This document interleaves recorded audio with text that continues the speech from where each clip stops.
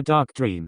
The Ozilbenegs watched that about 10 ships from the western river headed towards their land as Calypso and a few thousand Ozilbenegs were gazing at the enemy from afar. It will not take long and they will be here, he thought. He ordered his warriors to be ready and take position at the river bank. They had few long-range weapons that were left by the Redths and these they were about to use against them.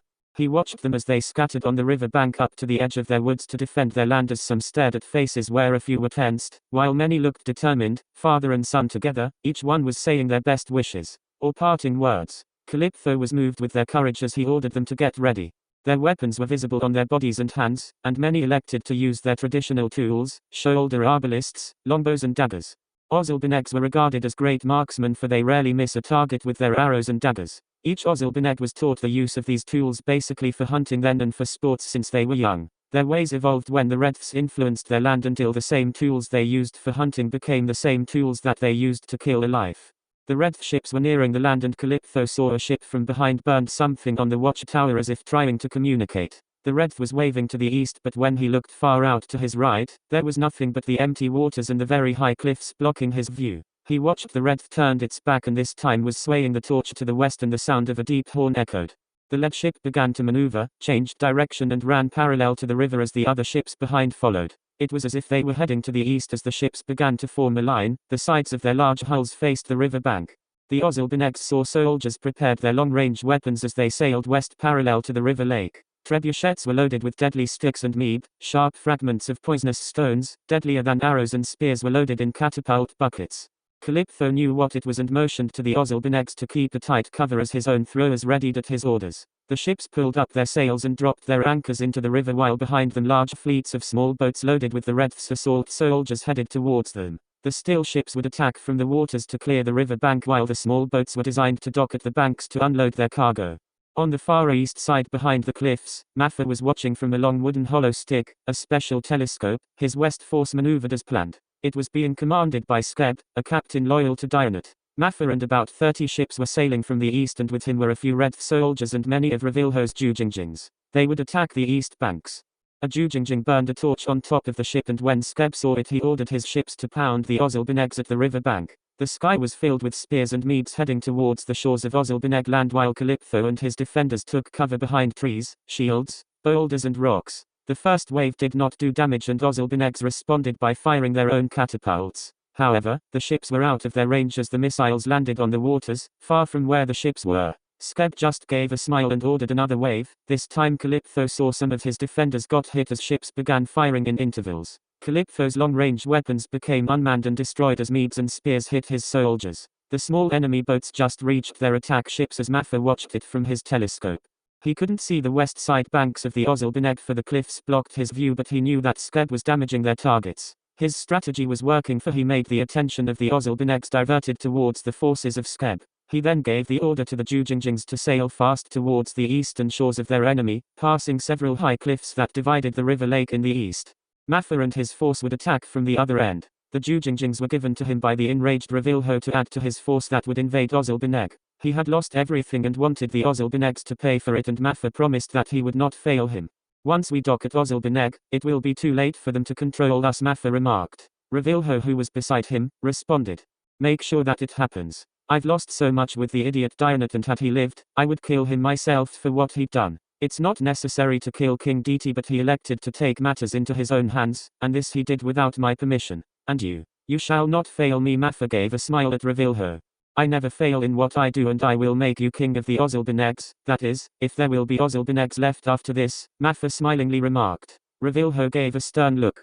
I don't desire to be a king, do you understand? I just want my business back. Once you succeed you can have that filthy throne and crown. And I don't want you to kill all the Ozilbenegs but just let them know that they made a big mistake by turning against me. You must restore the order there once you're done with this mess.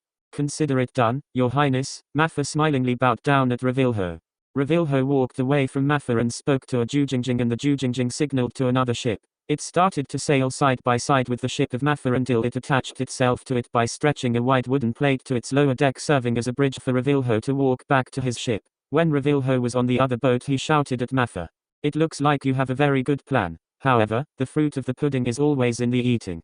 You faggot, Maffa thought but saluted at Ravilho as he watched his ship disengaged and changed its course heading back to the Red Land. 7 other ships followed Revilho, for those were his chosen and elite private guards. Maffa and his fleet were silently nearing the eastern edges of Ozilbeneg, passing the high rocky cliffs. Behind the cliffs he knew he could unload the mercenaries with ease and perhaps little resistance if any, for the Ozilbeneg's port in the east had just small number of villagers that were mostly fishermen.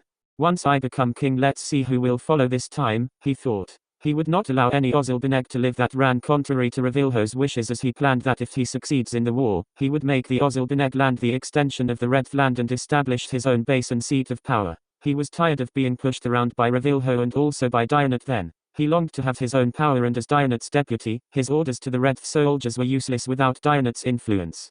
The Red soldiers follow a strict code of command, and the death of Dionat was a default that transferred the chief command to him. And as long as no one is appointed by King Neen to replace Dionat, he would stand to be the overall commander of the southern Reths. He used the opportunity when Revilho ordered him to invade the Ozilbenegs, the same opportunity that could make his dream come true, a leader of a large army, and soon, the king of a new land.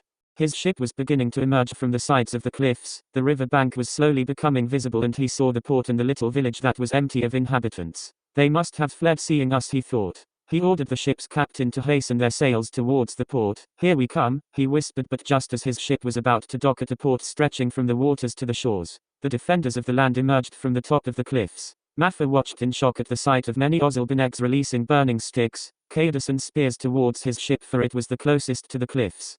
Turn back, Maffa shouted. It was too late.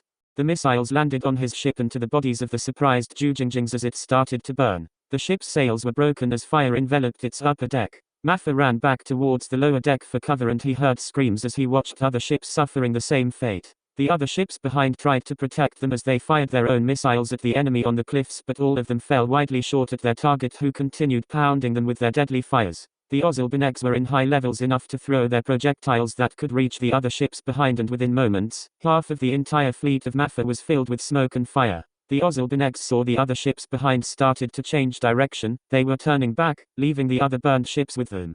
Some of the burning ships were dragged by the current towards the cliffs as some slammed onto each other as it lost control, for their sails had all been burned. Jujingjings were jumping out from the ship to the river. Those who do not know how to swim immediately drowned, while those who do just stayed up their heads for a while but later sank. The river water was ice cold.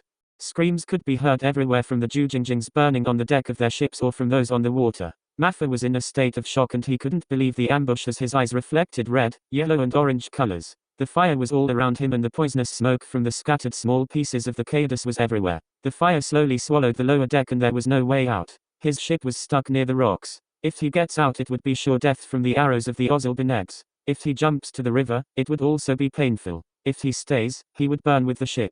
The stern broke loose and crashed onto the deck as Maffa's eyes widened, feeling a burning sensation. His dream suddenly fell as he let a loud scream when the whole burning deck of the ship gave up and crashed on him.